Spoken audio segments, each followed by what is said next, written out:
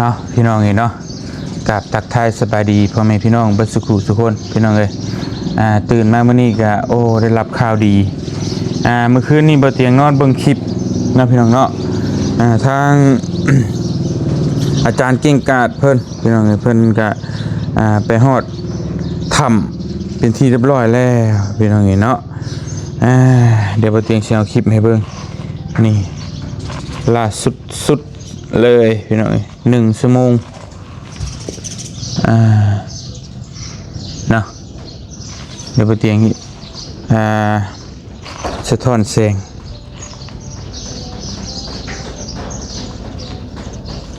นี่พี่น้องนี่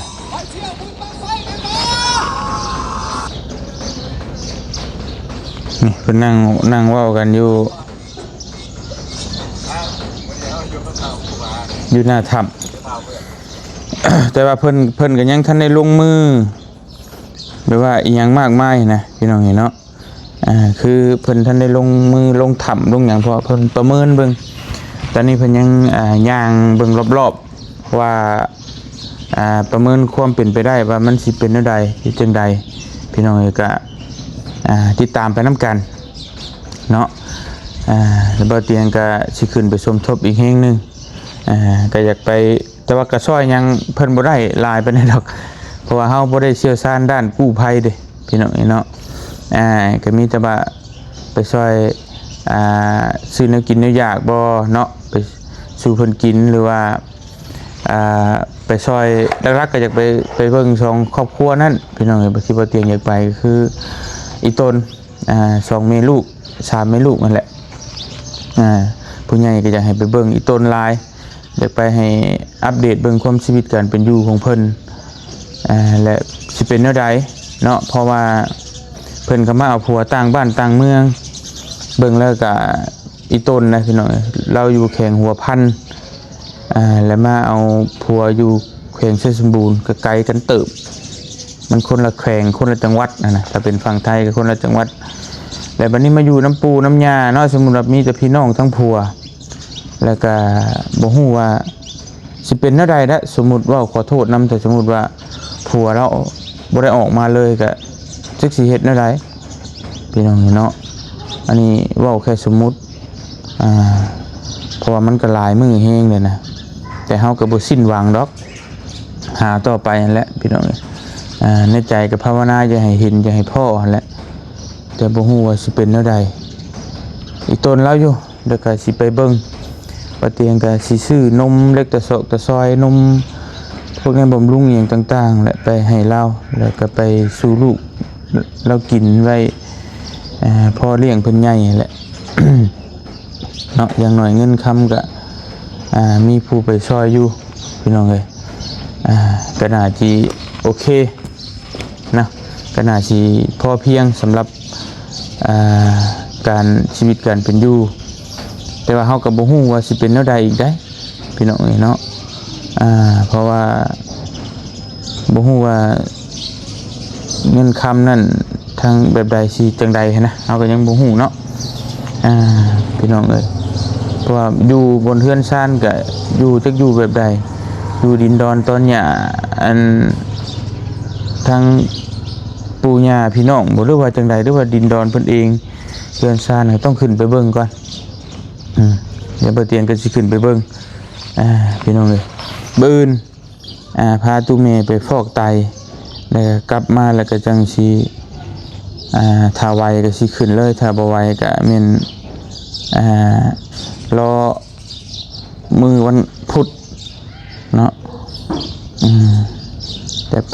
ไปรอบนี้ก็น่าสิประมาณหลายมื้ออยู่พี่น้องเอ้ยพอจะไปเบิ่งมันคักแน่ใจแล้วจังกลับมาพี่น้องเนาะไปเจอกันพี่น้องจะเป็นอะไรก็ถ้าไปเบิ่งน้ำกันเมืองลองแจ้งแขวงเชยสมบูรณ์คือเก่ารอบ2นะพี่น้องเนาะก็ถ้าเบิ่งถ้าส้มน้ำกันแล้วก็ผู้ใดอยากผากกระต้มขนมนมเนยไปให้ลูกเต้าแล้วก็ยินดีพี่น้องเลยบ่เตียงก็สิขึ้นไปเนาะเป็นในมือ2มือนี้เห็นเลยก็อีต้นลายพี่น้องโอ้ยเนาะ มาเบิ่งก็ได้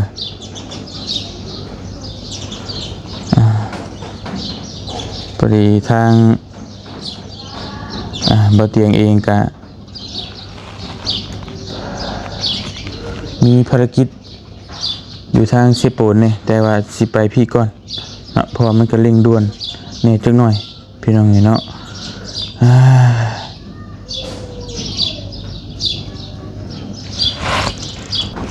พอดีเห็นแม่วันโทรมาเมื่อกี้นี่พี่น้องจักทุกคนมีอย่างเนาะเดี๋ยวโทรหาก่อนพี่น้องโทรหาแม่วันก่อน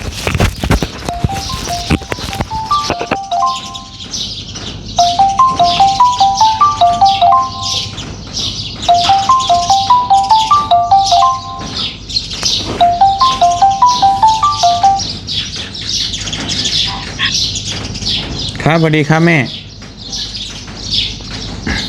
ครับผม ครับสวัสดีนั่งกินโกโก้กันอยู่เอาพูดคอยบองได้กล่องเฮาเพิ่นอยากเห็นลูกเมเซียวเมตู่นั่นแหละอ๋อใช่อาบน้ำเดียวนี่สบายดีคุยน้ำสบายดีสวัสดีครับผมสวัสดีครับไปเลยครับอ๋อข้าน้องไปสะดอกครับผมแล้วก็อาบน้ำแล้วครับรอมาหาพี่แก้วอ๋อครับผมครับผมเอากล่องมาส่งไว้เดี๋ยวลงไว้สู่บ้านพี่แก้วเลยอ๋อขอบคุณหลายๆครับครับเป็นไงเนาะเมเซียใกล้ขึ้นแล้วบ่อ๋อเพิ่นอยู่ทางในเดี๋ยวเอาโทรศัพท์ไปคุยด้วยครับครับกูจะกินกาแฟเนาะเอาโทรศัพท์ให้แม่คุยกับเชียวเนี่ย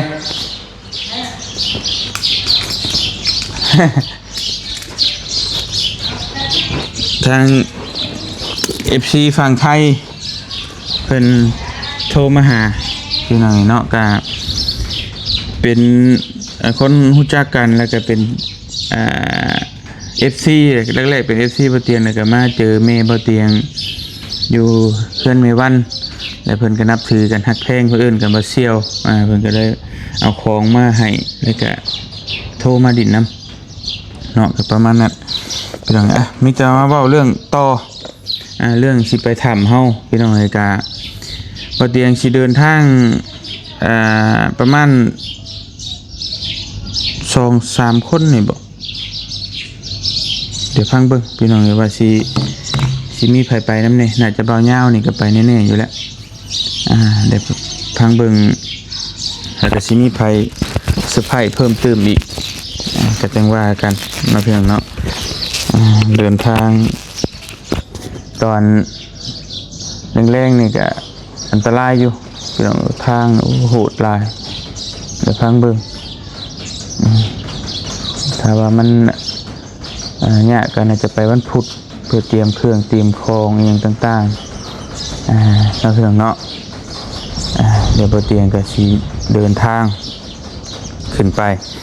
เมืองรองแจ้งแขวงไสสมบูรณ์เดี๋ยวไปเบิ่งไปชมน้ำกันพี่น้องเลยว่าสิเป็นแนวใดเพราะว่าบ่เตียงก็ฮู้ได้ว่าทางมันยากแล้วก็มันลำบากทุกสิ่งทุกอย่างนะมันยากมันลำบากบัดทุกสิ่งทุกอย่างแหละแต่ว่าเฮาก็อีตนเนาะอีตน2 แม่ลูกนั่นอีตนครอบครัวที่เพิ่นยังบ่เห็นลูกเห็นผัวผัดภาคแบบก็อีตนผู้ไปช่วยน้ำแน่เนี่ยกับอยากไปเบิ่งไปช่วยกันนะมันลำบากเลยพี่น้องขึ้นภูขึ้นเขานะรถมันก็ขึ้นบ่ได้เขาต้องย่างไปเฮ้ยลูกมาพี่ลูกหลานมาลูกสาวพี่น้องลูกสาวก็เจ็บปากเป็นไข้ห่อนในเนาะก็มีแต่นั่นแหละพี่น้องบ่เตียงก็จักชี อ่าแจ้งข่าวอ่าอีหยังเพราะว่าเมื่อวานนี่ก็ได้คุยกับทางน้องเพิ่นแหละไปซื้อน้องพรวันนี้เนี่ยแต่บ่เตียงจำบ่ผิดนะพี่น้องเนาะก็ถือว่าได้คุยกับน้องเพิ่นแล้วมีแต่ว่าสิเดินทางไปพบเพิ่นแล้วก็เพิ่นบอกว่าเฮือนชานตอนนี้ก็ยังบ่ได้เฮ็ดเพราะว่าทาง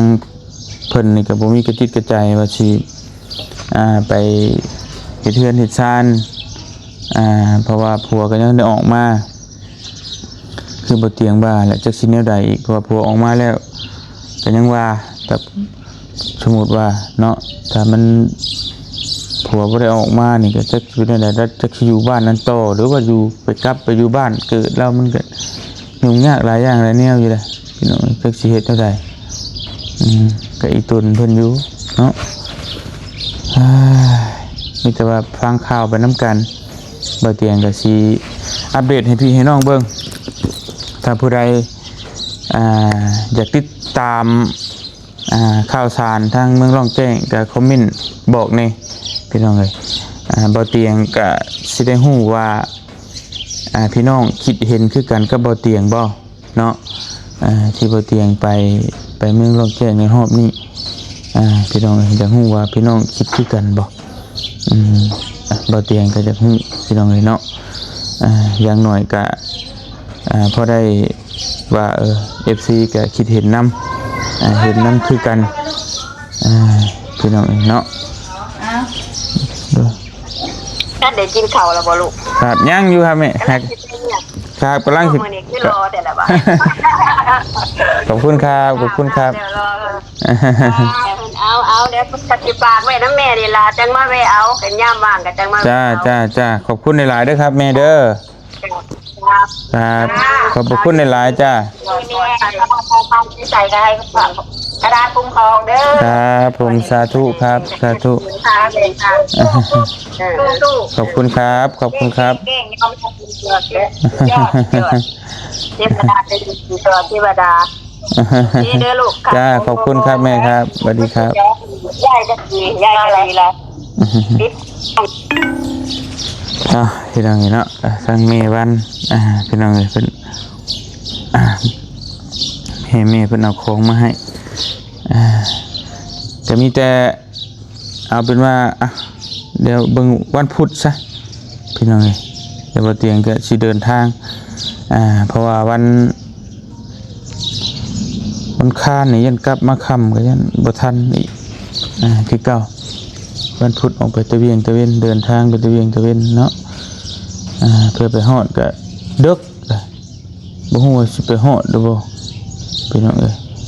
เพราะมันก็ต้องดึกพุ่นแหละเดี๋ยวเบิ่งอีกตัวจริงก่อนเนาะได้สิว่าจังได๋พี่น้องเอ้ยแล้วบ่พาว่ากันเนาะฮอดมื้อฮอดยามก็จังว่ากันเห็นแล้วก็อีตนลายพี่น้องเอ้ยทางครอบครัวเพิ่นก็ได้เนาะมีแต่ฝากเป็นกำลังใจนำพี่น้องเอ้ยบ่เตียงก็ตัดสินใจครั้งนี้แล้วรอบนี้ก็สิไปเมืองร่องแจ้งไปเบิ่งน้ำกันไปฮอดสถานที่ตัวจริงเพิ่นแหละไปจัง